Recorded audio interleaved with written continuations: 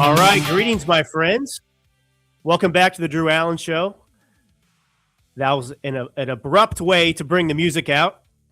But anyway, Benvenuto from Mott Studios. This is, of course, your bilingual host, Italian and English, Drew Allen, the Millennial Minister of Truth, broadcasting live from the crumbling shores of California. I am, of course, the Left Coast Liberator, and the resistance starts right now. Today, I want to go deep into the belly of the beast, California's 4th congressional district. This is, in fact, my congressional district in the failed state of California.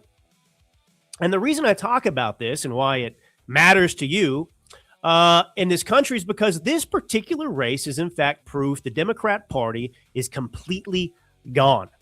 In these deep blue districts where Democrats have zero fear of losing the seat to a Republican, zero fear, the radical left is now primarying the so-called moderate Democrats who used to pretend they were reasonable. No more blue dogs. There are no more centrists. The Democrat Party has been fully captured. And the extremists, they smell blood in the water, and they are coming for the old guard to drag the whole thing even further left. And that's exactly what is happening right here in the once glorious hills of Napa and Sonoma, where hardworking Americans used to make wine and a living without government permission slips. Now, voters are facing a June 2nd primary here coming up, and it's a choice between two absolute clowns, and they come from the same Democrat circus. Mike Thompson, he's the 75-year-old Vietnam vet who's been squatting in that seat since 1998 like it's his personal retirement villa. And then you've got Eric Jones. He's the 35-year-old Maine carpetbagger, Yale snob, venture capitalist millionaire who just parachuted into Napa with a suitcase full of Silicon Valley cash and a head full of these radical left-wing nonsensical ideas. So this is really it's not much of an election. It's a tag team match in the Democrat Destruction Derby. One guy who ruined California the old-fashioned way through decades of incompetence, and the other, the newcomer, Eric Jones, who wants to set it on fire with fancy new socialist experiments. So for my national audience out there, pull up your chair. Listen closely, because if you think your state is safe from this madness, think again. This is what happens when one-party rule meets elite hypocrisy. And frankly, I mean, it's hilarious if it weren't so tragic. So I want to start with the incumbent here, Mike Thompson, Mr. I've been here since Clinton himself. This guy voted with Biden nearly 100% of the time. Heritage Action gives him a lifetime score of just 6%. 6%. That is for rubber stamping every liberal disaster that comes down the pike. And this is the king of gun control in Congress, by the way, Mike Thompson. He chairs the House Gun Violence Prevention Task Force. He pushed the Bipartisan Safer Communities Act, universal background checks, closing every loophole he can find and every restriction imaginable, while California streets simultaneously turned into war zones with skyrocketing crime, smash and grabs, and innocent people, of course, who were paying the price, because that's always what happens with these Democrat policies. It's the innocent people who pay the price. Law-abiding citizens get harassed and disarmed. Criminals, meanwhile, get a pass and early release.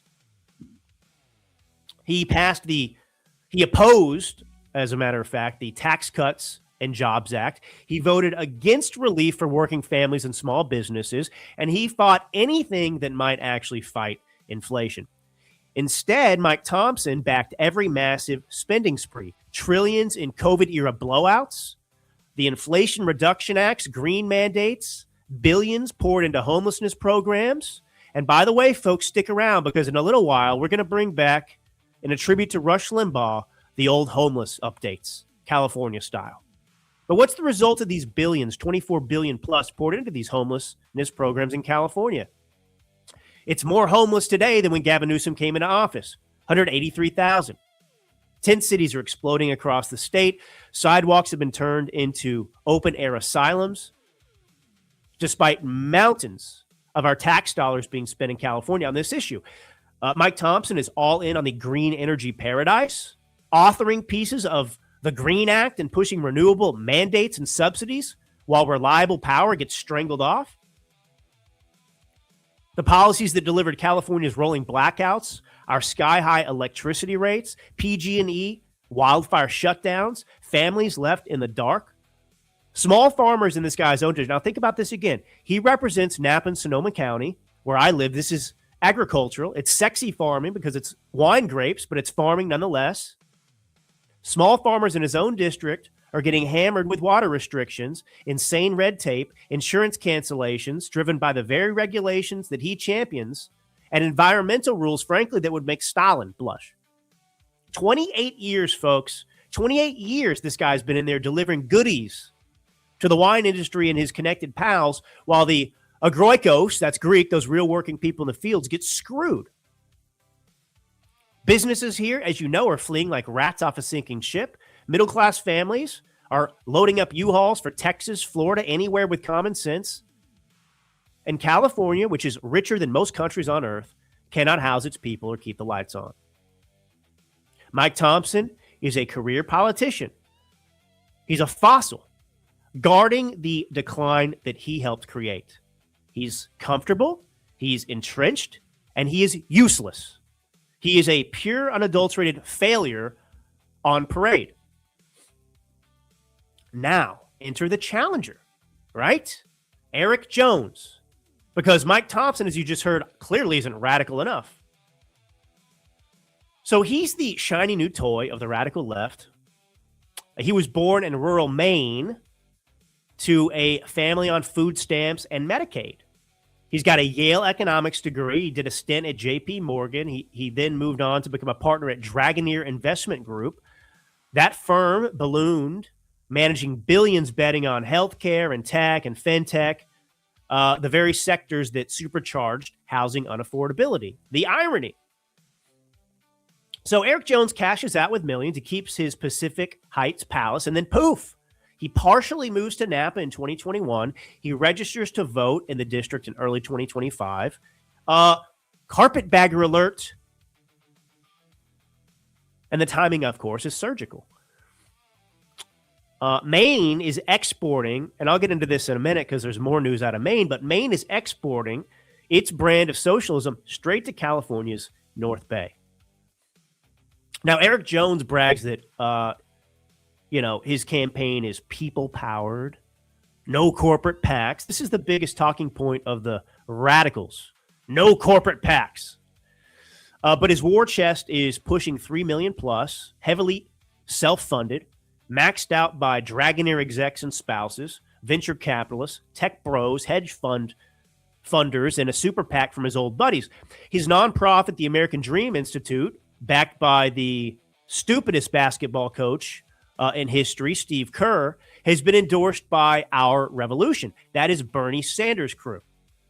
So they're out there fighting extremism while pushing hardcore progressive propaganda. Now, what is Eric Jones' platform? It's purely radical.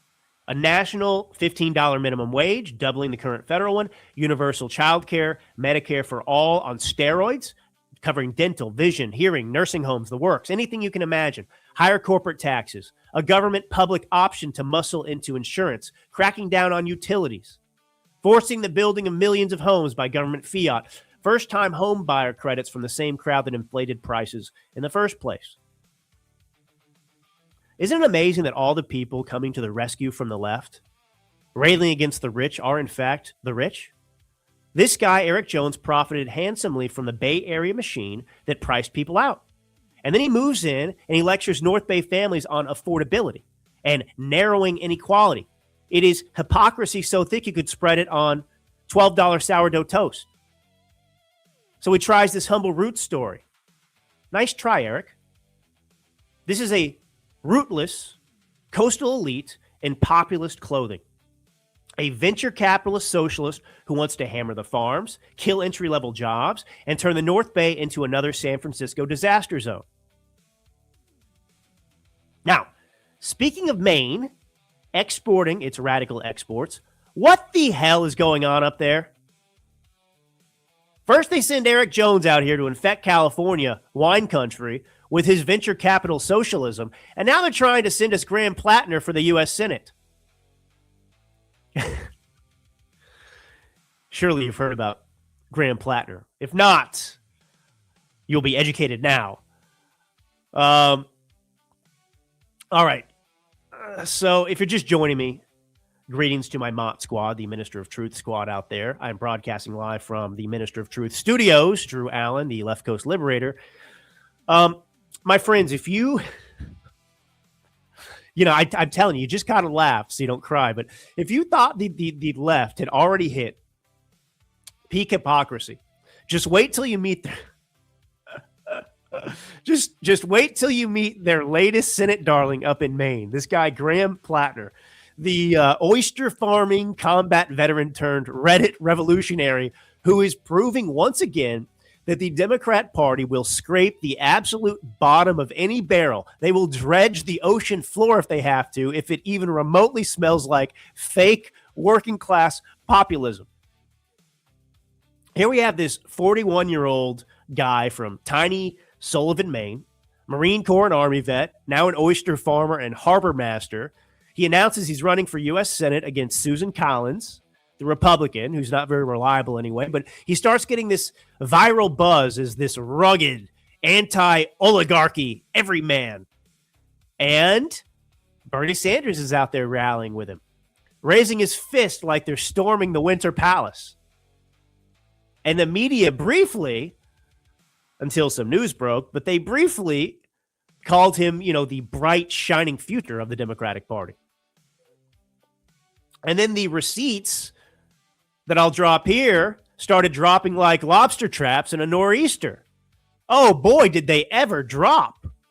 This guy's old Reddit account, prolific poster under a name like P. Hustle.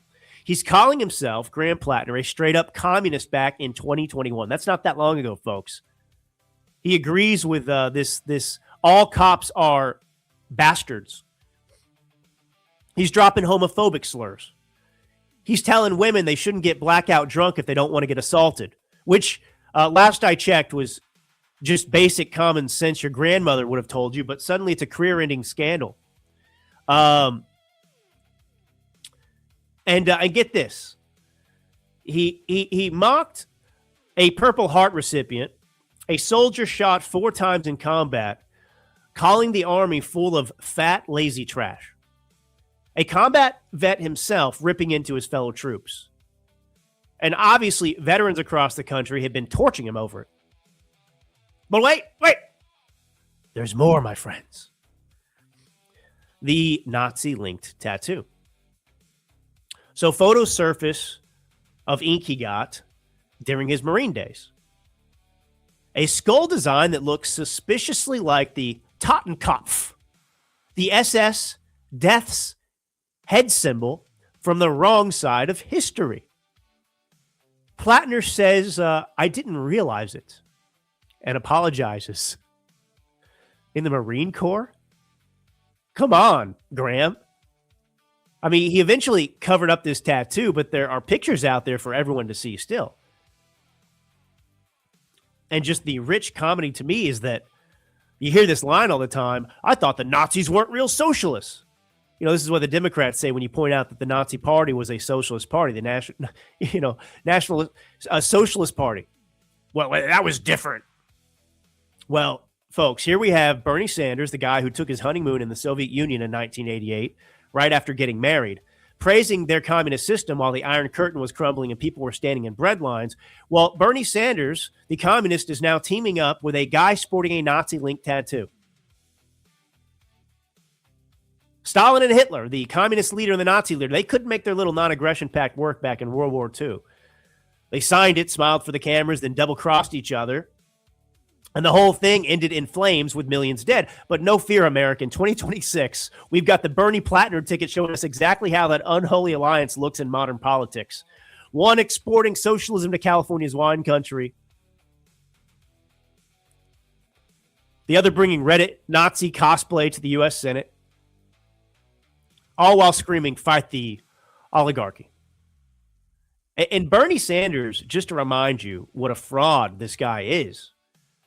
My friends, this millionaire socialist with 3 houses lectures you about inequality while he demands king-size beds, hotel rooms kept at exactly 60 degrees, even in the dead of winter, down comforters, green tea with honey, Gatorade on the campaign trail. He lives like a Bolshevik oligarch while telling working people they need to eat the rich. It's just classic. And look at Virginia. They just elected Jay Jones as Attorney General, even after it came out that he sent texts fantasizing about giving a Republican lawmaker 2 bullets to the head and wishing the guy's children would die in their mother's arms. He literally put the Republican in the same category as Hitler and Pol Pot. And what did Democrats do? They circled the wagons. They shrugged. And voters still pulled the lever for him. And that is the pattern, Mott Squad. It's almost like Democrats are deliberately searching for the most unelectable, baggage-heavy, depraved candidates they can find. Platner with his communist Reddit rants and Nazi tattoo, Jones with his murder fantasies, just to prove their voter base has no floor, no standards, no bottom to the depravity they'll tolerate. As long as you hate the right people and say the right socialist buzzwords, your past can be a dumpster fire and they'll still nominate you. At least he's not a Republican. I mean, Platner's out here railing against the system on veteran disability benefits and modest oyster farm money, cosplaying as a rugged down east populist while his past reads like the greatest hits album of edgelord internet garbage. This is what the modern left now calls authenticity. A communist oyster farmer with a Nazi tattoo problem endorsed by Bernie Sanders. That is not a comeback story, folks. That's Exhibit B right after Eric Jones for why this ideology produces nothing but hypocrisy and division and unelectable clowns. I mean, Maine Democrats and the radicals, I guess, they're so desperate, they're making this guy their presumptive nominee for Senate. I mean, the left's bench is getting shallower than a mudflat at low tide. When your stars are Bernie-backed Reddit warriors with baggage heavier than a full lobster trap, maybe it is time to rethink the whole revolution thing. From Eric Jones in California, my district, to Graham Platner in Maine, to Jay Jones in Virginia, the radical contagion is spreading coast to coast. The Democrat Party isn't finding serious leaders anymore. They're collecting internet weirdos because at least they're not Republicans. I mean, you know, if this is happening from California to Maine, nominating this circus act, the rest of us better wake up before the contagion spreads.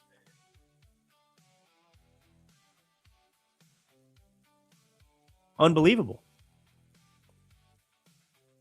But in a minute, as radical and bottom of the barrel scraping as those individuals are, I want to introduce you to someone many of you may not be familiar with. His name is Hasan Piker. And I'll do that in just a moment. And by the way, I've got some banger songs coming up for you today. So you can be very, very excited about that. Just looking for one thing here. And then we'll be back to it. As a matter of fact, you know what? Before we, I will do what I need to do after we do this section. So let's just stick with this for now, actually. All right. So if you thought Graham Platner was scraping the bottom of the barrel, I want to introduce you, as I said, to the left's favorite mansion-dwelling Marxist, Hasan Piker. He is the Twitch streamer with millions of followers, Bernie's digital hype man, and he's the guy who can't stop stepping on rakes while lecturing you about the rich and late-stage capitalism. Now, for those who don't know him, Hasan Piker is a 33-year-old Twitch streamer and political commentator with millions of followers, most of them young people. He's the nephew, and I do not know how to pronounce this guy's name. I just don't. I need to look it up. Chunk Uyghur from the Young Turks. He is a chunk. But he's one of Bernie Sanders' most vocal online cheerleaders. He's a proud democratic socialist. And he spends hours every day railing against capitalism and billionaires and the rich and America itself. He calls himself a voice for the working class. And he pushes the exact same hardcore policies that we just saw with Eric Jones and Graham Platner. Now, here is where the hypocrisy gets absolutely delicious. And, coincidentally, where he's run into serious legal trouble. Hasan lives... All right, think about this guy. This guy's fighting the oligarchs. Tax the rich. We hate the rich. Hasan Piker lives in a $2.74 million mansion in the Hollywood Hills. Luxury cars, high-end lifestyle, net worth estimated in the millions. He makes bank from streaming, from donations and super chats. Basically depending upon the generosity of people who listen to his rants against the rich.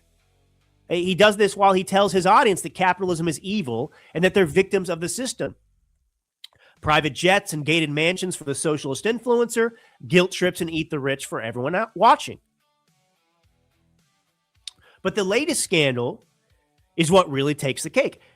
Just last week, I guess it was, the U.S. Treasury Department hit him with a federal subpoena over his March 2026 trip to Cuba as part of the so-called Nuestra America convoy. And I will make it as plain and simple as possible what he did. He traveled to Cuba with radical activists like Medea Benjamin from Code Pink. The group bragged about delivering humanitarian aid, food, medicine, solar panels, straight to the communist regime. They stayed in upscale hotels, tied directly to the Cuban military and government. They coordinated logistics, spent money on the ground, and engaged with Cuban officials. All of this potentially violates long-standing U.S. sanctions against Cuba. Why are these sanctions in place? Because Cuba is a brutal communist dictatorship that jails political dissidents, crushes free speech, runs a one-party police state, and keeps its people in poverty for decades. U.S. law, which is enforced by the Treasury Office of Foreign Assets Control, it's called OFAC, it strictly limits Americans from doing business with, financing, or providing material support to the Cuban government or its military-linked entities. You can't just fly down, stay at regime hotels, hand over supplies to the dictatorship, and call it charity. And the feds aren't messing around. They have subpoenaed Hasan and others, up to 40 Americans, demanding all his financial records, communications, logistical details, and anything related to the trip. So this is a serious investigation into potential sanctions violations. And of course, Hasan went on stream crying about political persecution and intimidation tactics. The same guy who defends communist regimes, Hasan Piker, now acts shocked when the U.S. government enforces its own laws. And yes, this is the same Hasan Piker, by the way, who's been heavily hyping Graham Platner in Maine.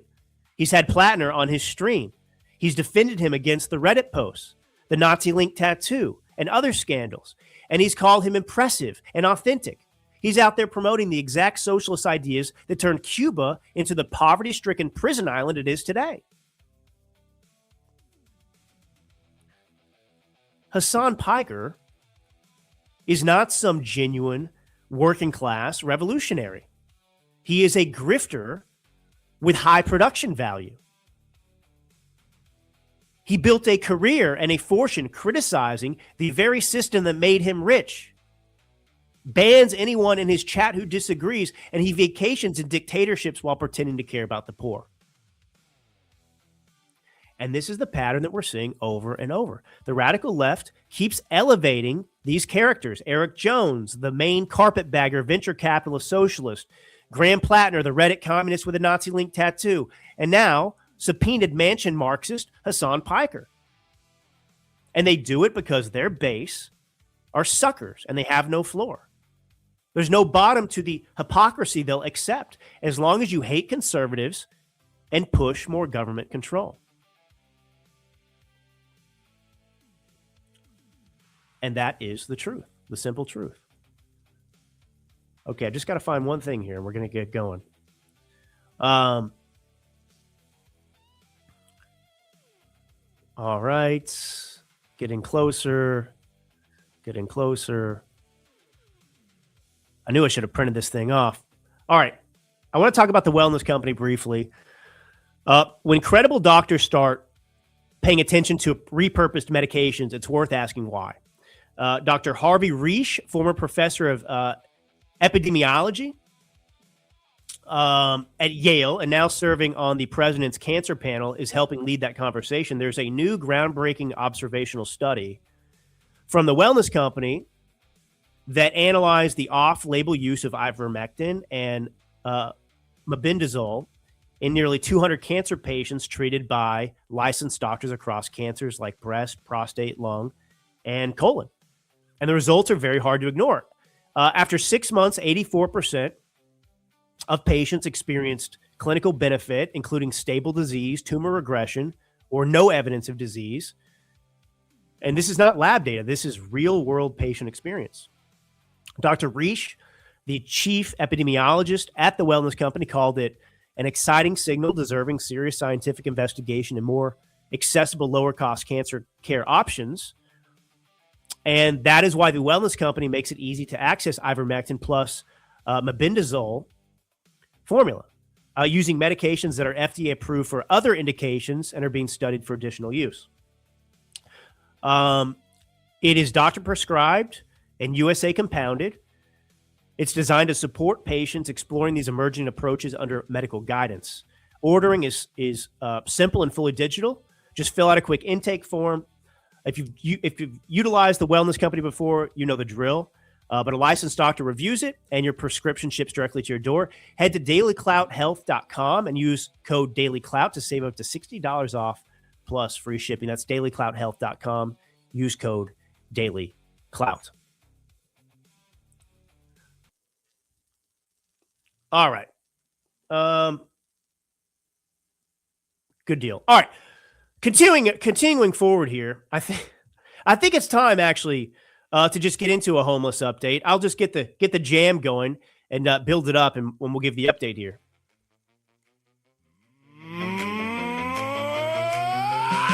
Well, I got no tent, I got no roof. Living on the sidewalk, tell you the truth. They spent 24 billion still sleeping on the ground, and the Golden State can't find no home. I ain't got no home, no home, no home. California ain't got no home for me. I ain't got no home, no home, no home. 24 billion down the drain, you see. They got needles in the park, tents on the street, fentanyl and trank making skin fall off your feet. They sweep me every week, move me down the block, then they call it progress while I sleep in my socks. I ain't got no home, no home, no home. California ain't got no home for me. I ain't got no home, no home, no home. Compassion so good it's killing me. They say housing first, just give them a key, but they keep the drugs in me. All right. And this is the debut of the California Homeless Update. And you just can't make this stuff up. In the great state of California, the richest state in the richest country on earth, beaches, sunshine, Hollywood mansions, Silicon Valley billionaires, Napa Valley wine that costs more than most people's rent. Yet they've racked up over 187,000 homeless people living on the streets. Tent cities are everywhere. Sidewalks turned into public toilets, needles crunching under tourists' feet, open-air fentanyl markets operating like it's some kind of progressive theme park.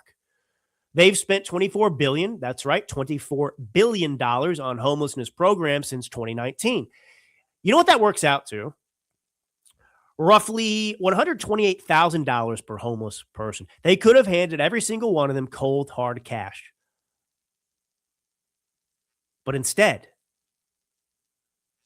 now, let me tell you about some real people out there right now. There's Josh on Skid Row in Los Angeles. He tried Trank, that lovely fentanyl tranquilizer mix for just 3 days. Now his finger is literally rotting off. Flesh is falling off in chunks.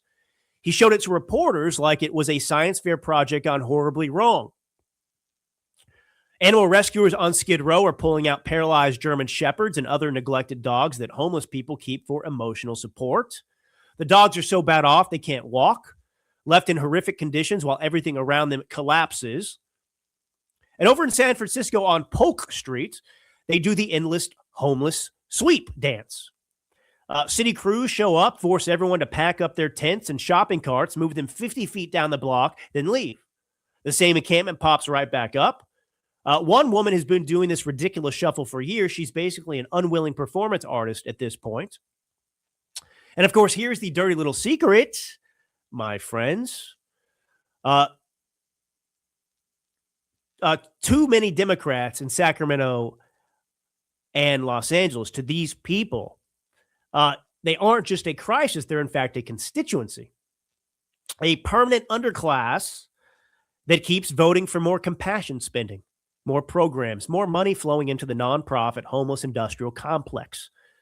You got to keep the tents multiplying, got to keep the crisis alive, and you've got a reliable bloc that supports bigger government, more taxes, and never demands real accountability. They register them to vote, sometimes even paying them, as we've seen in recent Skid Row cases.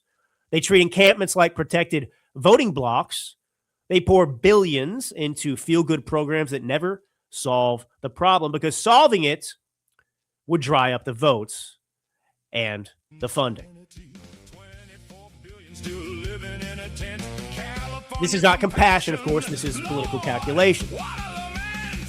And this California Homeless Update is brought to you by pure, unadulterated, one-party progressive governments where failure isn't a bug, it is the entire business model in California.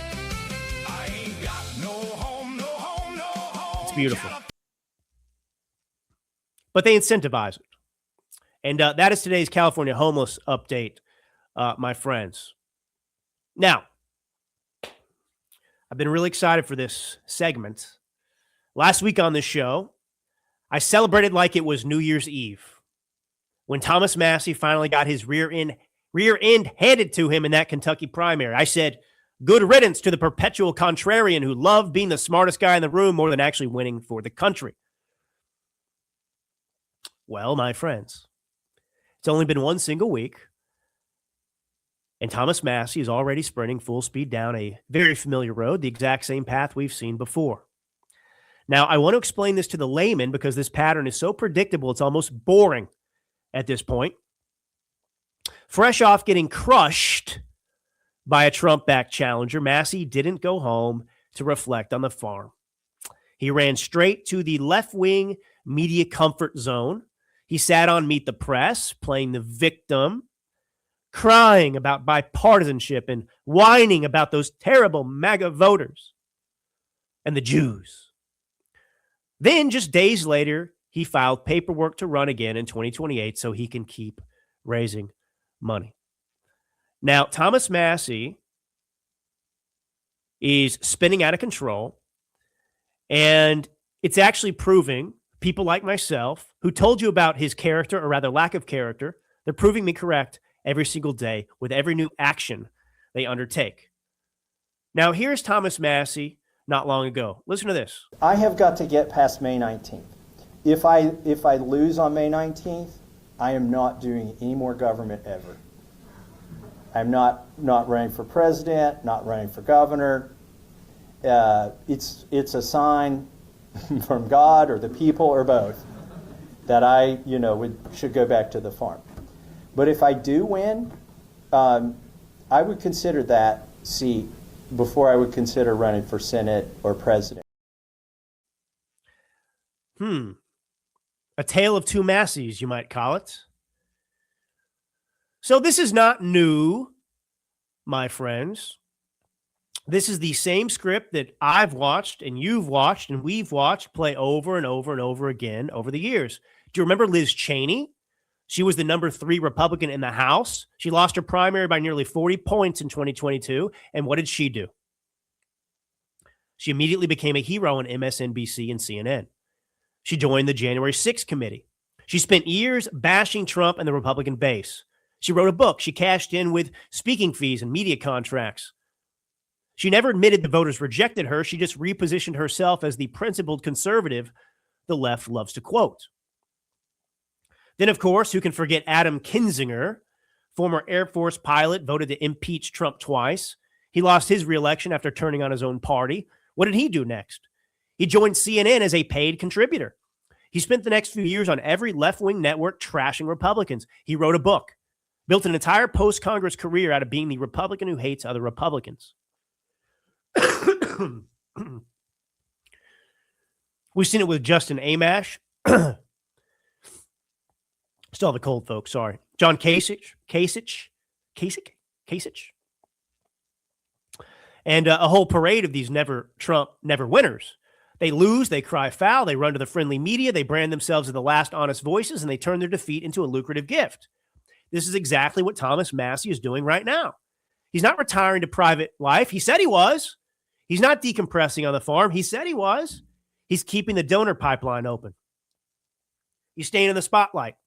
He's setting up the next chapter, probably a book titled something like Principles Over Politics, coming out soon at a bookstore near you. He'll do the podcast circuit. He'll hit the Never Trump donor dinners. He'll keep telling anyone who will listen how he's the only one with integrity, while the rest of us are just cultists. This is not principle, my friends. This is a business model. These people would rather lose spectacularly and become media darlings than win ugly and actually help govern. They treat politics like a college debate club where being right on their narrow libertarian scorecard matters more than beating the radicals who want to turn America into California. And we, of course, don't need more Liz Cheneys or Adam Kinzingers. We need fighters who understand we're in a street fight for the soul of this country. Thomas Massie had his chance. The voters spoke. Instead of listening, he's already following the same tired, predictable grift we've seen before. That is not independence. That is narcissism wrapped in a liberty bow tie. And that, my friends, is today's Thomas Massie update. But not to disappoint, we also have a song for Thomas Massie. Without further ado. Yeah. Thomas Massie. Thought you was done, huh? I lost the primary, said I'm going back to the farm. Next day, filed paper setting off the alarm. Ran to NBC, crying on screen. Those mean Trump voters ain't as smart as me. You vote president, hold up the whole damn show. Then whine on CNN, still in the globe. Talking about principles with tears in your eyes, while your donor list keeps getting supersized. Grifting Massie, Grifting Massie. Next Liz Cheney in a Liberty hat, see? Grifting Massie, Grifting Massie. Lost the race, but still chasing that cash, G. Decompressing on the farm with the cows and the kids, then boom, new fact filing. Doing what he always did, play the victim, bash the base. Act holier than thou, while real conservatives fight the fight. You take the bow, you're the left's favorite Republican. All right, and that is our Thomas Massie song for the day. A couple other things I want to get into before we sign off here. I want to do a master class because while we have a lot of fun on this show, especially this evolving Drew Allen show, it's really important to educate people and obviously take these news stories and not just comment on news stories or tell you what the news is, but to teach you lessons so that you can do exactly what I'm doing. And I want to do a master class in how socialism lies to you in real time today. And this will star the New York City's new socialist mayor, Zohran Mamdani. And I have a Mamdani song for you too. Don't worry, folks. This is we're locked and loaded. We got a rap song about Mamdani coming up soon.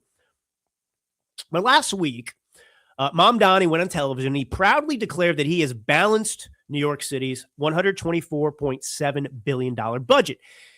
He inherited what he called a historic $12 billion deficit from the previous administration, and presto, snaps his fingers, it's gone. He claims he did it without raising property taxes on working people, without slashing essential services, and without touching the rainy day fund. The left, of course, is in full celebration mode. See? Socialism works. Democratic socialism delivers results. This is what government for the people looks like. My friends, this is textbook socialist deception. And it is exactly the same game Gavin Newsom has been running in California for years. Let's break down the gimmicks so you understand exactly how this works. Mamdani didn't fix the structural problems. He got billions in bailout money from New York State Governor Kathy Hochul. He delayed pension payments, which simply pushes today's costs onto future taxpayers, which saved over $1.6 billion this year alone.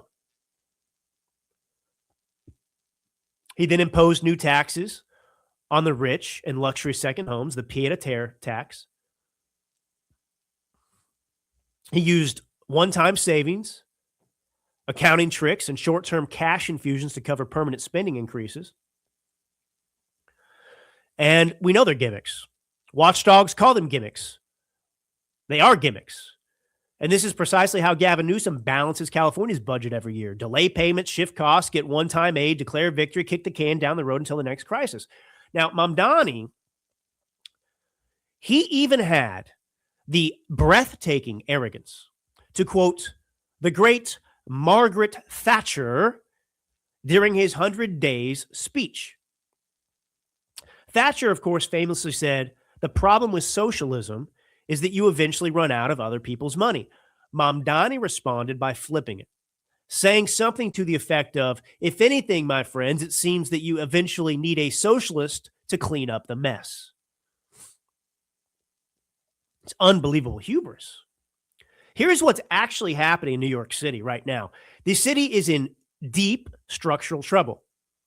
Moody's and other agencies, rating agencies, have already issued negative outlooks.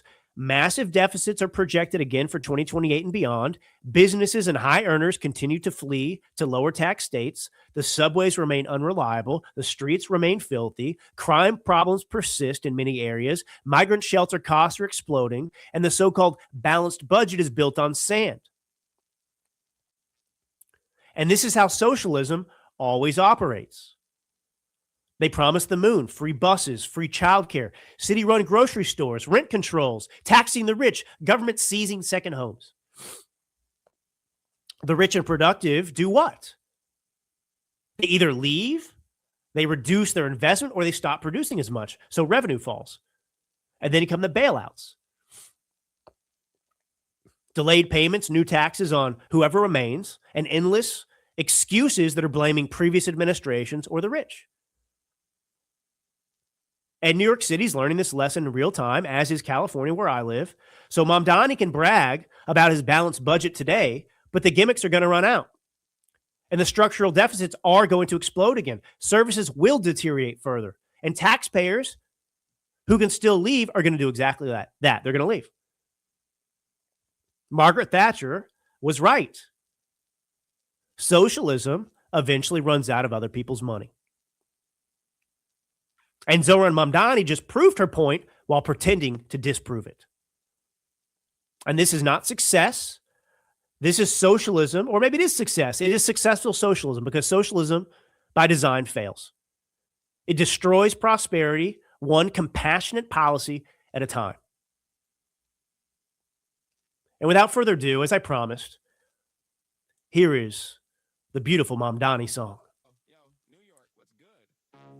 Your new socialist mayor in the hood.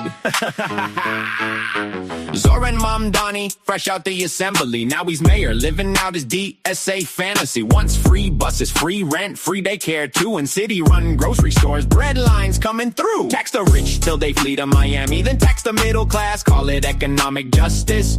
Mommy, he's 20-something, running the biggest city in the land like a TikTok socialist with the master plan. Mamdani, socialist with a dream, turning New York City into a socialist scheme. Free this, free that, tax the other thing, while the streets stay dirty and the rats still game. Mamdani, what a radical sight, mayor of the apocalypse. hold on tight. He wants to see second homes tax the billionaires hard, but the billionaires already left. Now he's taxing your yard. City-run grocery stores in the Bronx. What flex? Government cheese with the side of government hex. He's out here clapping back at Bezos, feeling so tough, while the subway's still broken and the rent's still rough. Youngest mayor since forever, first Muslim too, but the city's still a dumpster fire. What you gonna do? Mamdani, socialist with a dream, turning New York City into a socialist scheme. Free this, free that, tax the other thing, while the streets stay dirty and the rent still... All right. Brought to you by yours truly, Drew Allen. All right, I want to close out with something that is a little bit personal to me. And I want to highlight this story, ending on a note that shows exactly how evil and dishonest the corporate media continues to be. So just days ago, Tulsi Gabbard announced she is stepping down as Director of National Intelligence effective June 30th. In her resignation letter, she was crystal clear about why. She wrote, "My husband Abraham has recently been diagnosed with an extremely rare form of bone cancer. He faces major challenges in the coming weeks and months. At this time, I must step away from public service to be by his side and fully support him through this battle." It's a heartbreaking, personal family crisis, and any decent human being would understand and respect that, but not the corporate media. Outlets like Forbes and others immediately tried to spin it as some big political drama, claiming that she was forced out, tying it to disagreements over Iran or suggesting internal Trump administration chaos. They buried, downplayed, and in other cases, outright omitted the real reason that she gave, which is her husband is fighting for his life against rare bone cancer. This is the same media that lectures us about compassion and humanity every single day. Yet when a woman who they used to praise as a brave anti-establishment Democrat chooses her sick husband over power, they cannot resist turning it into another anti-Trump narrative. President Trump himself praised her service, saying that she did an incredible job and that the family needs to focus on healing. But to the media, that's not the story. The story must always be conflict, scandal, and tearing people down. This is what they always do, my friends.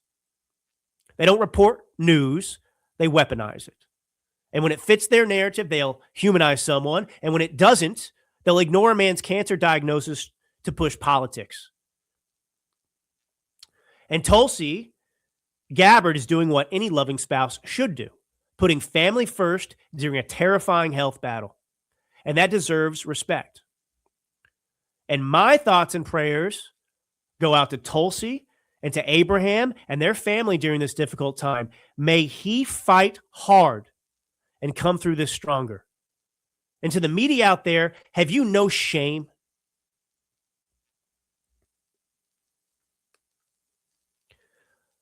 Now, this irritates me in a way that, on a deeper level, that penetrates more deeply than other issues like this out there, because Tulsi is not my friend, but I have spent some time with Tulsi. I was her publicist for her book.